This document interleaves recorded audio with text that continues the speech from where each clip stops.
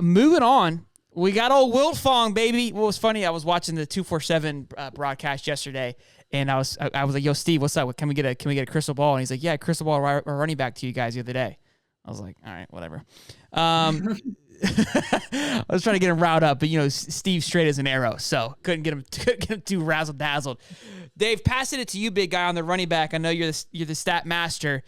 Give us the juice, baby, because you got your Gator fans hating on it, not too excited about this running back crystal ball, but I think they should sit down and hush up for a minute.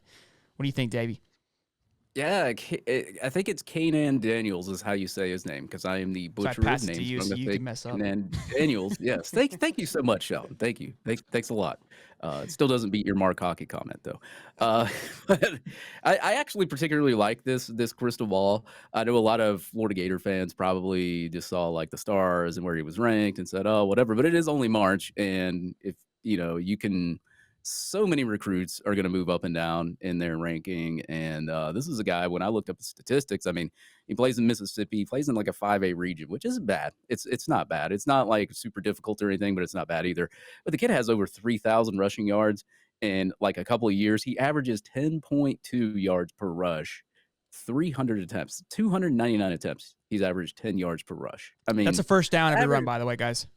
right, that 10 yards per rush is hard to do anyway on average, but like you can do that with like maybe 50 runs. You may even be able to do that with like 70 or 80, maybe 100. But to consistently have runs that are like averaging 10 yards or more out of 300 attempts, that just goes to show you. And I looked at his film. He's not the fastest runner. I think he's like a 4.5. He weighs 190, runs at like a 4.5 or so. But neither was Damian Pierce, and he was one heck of a running back. But he's a different kind of running back. He's a little bit smaller, but his vision is phenomenal. Like he has phenomenal vision. He's a very north-south guy, and that's exactly what Billy Napier wants. Somebody that's going to run north-south, great vision, kind of like Montrell Johnson. And I actually kind of like it, man. I'm curious to see like his senior year if he can still maintain that 10 yards per rush. But even if not, even if he was to rush 2,000 yards like he did last year, his junior year, I'm still going to look at him and be like, holy crap. And if he does that again, and if he does repeat that again, I'm pretty sure he's not going to be in the 300s anymore. He'll at least be in the top 250, if not 200 or more by the end of the cycle. What's interesting is that the flack that, I mean, I guess you can say flack, but just the negativity coming behind this running back, because it isn't the flashy 5-star banger, right? Not yet. But Not yet. Not yet, right? But if we look at the running back room that Billy has put together with Trevor Etienne, Montrell Johnson, okay, and Chauncey Bowens, who now everybody's trying to get after, and now we want to question this running back. Like, I mean, I think he's been a straight shooter thus far. I don't think we've had any reason to believe that he can't spot talent, especially in the running back room.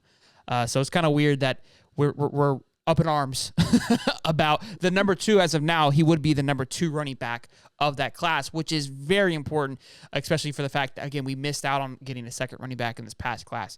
Nothing, and no hate to Trayon. I think he's gonna be a phenomenal back, but I think it's still something healthy to get 2 of them. So, Brandon, your thoughts?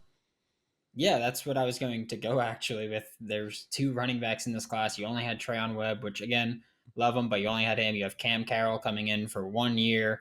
You've got Montrell for probably 1 more year and Trevor for probably exactly 2 more years. So it's not like you're really able to shove people away when they want to come join your running back room, especially when it's someone who played QB, receiver, running back. Like you add a versatile piece like that, he's the kind of guy you just put the ball in his hands and let him make plays. And if he's your backup running back, that's fine. Like not everybody can be a starter, not everybody can contribute significantly or contribute often.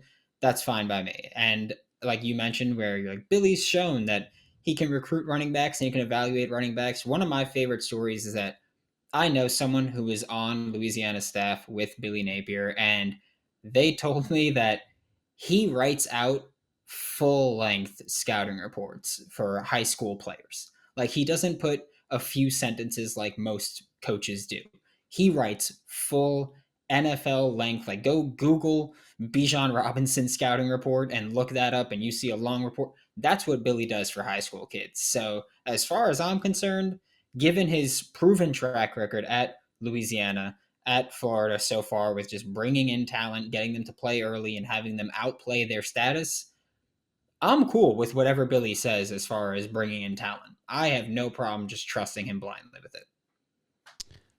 I love hearing that story. I mean, that's great to hear. I think again, these things always get overlooked with old Billy Ballsack. I don't know if you know that we call him that here, Brandon, but welcome to the show. I love getting those insights about Billy and kind of just hearing. Again, he gives off the vibe of being very in tune and in depth with his process.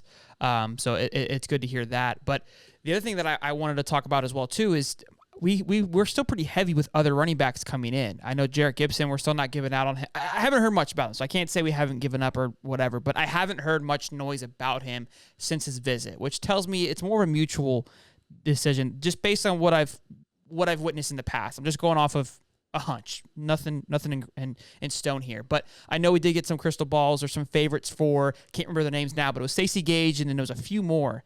You may remember the name. We talked about it last week, the running back room. So this could just be a third piece to that puzzle, right? Because of who is on the block. Do you know those names, Brandon? Or I would imagine Anthony Carey is one of the Scooter. Yes, that's who it was.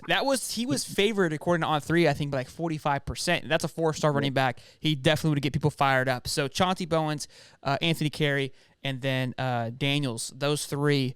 That would make sense. That would be a very healthy running back room. So, again, this guy's just crystal balled. He's being Steve Wiltfong, which we've coined the phrase of basically he's coming to Florida. Steve don't miss. So he's batting 1,000 for 2024 right now.